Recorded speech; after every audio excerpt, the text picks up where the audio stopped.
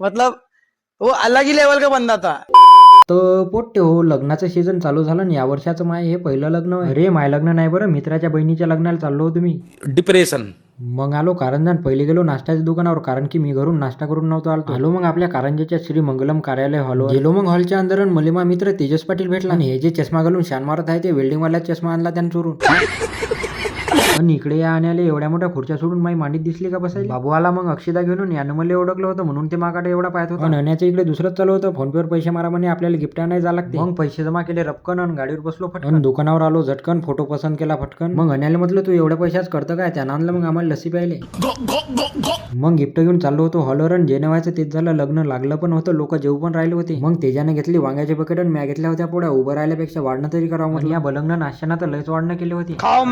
बसलो मग जेवायला. तेजाले म्हटलं हसून दाखव म्हटलं एक बार. अन गुलाबजामुन मी गायब करील म्हणून पहिलेच उष्टा करून ठेवला त्यानं. कौन है ये लोग? मग जेवण झालं करून आणि गेलो मग स्टेजवर. जे गिफ्ट आणलं ते देऊन दिलं. मग आम्ही इकडे मोठा गिलासाने पिऊ राहिलो, सवरतकर मस्त डोण्यानं पिऊ राहिला. मग नयन भाऊन तुषाराची भेट घेतली. मग आणि हे आहे नवरींचा भाऊ, याची कारागृह पोलीसमध्ये निवड झाल्याबद्दल अभिनंदन. मग घरी जाता जाता वैभ्याची भेट घेतली आणि चाललो मग आता घरी. आणि ते फॉलोचं बटन दाबून जा आणि लाईक पण करा. चला मग भेटू अशाच पुढच्या ब्लॉगमध्ये.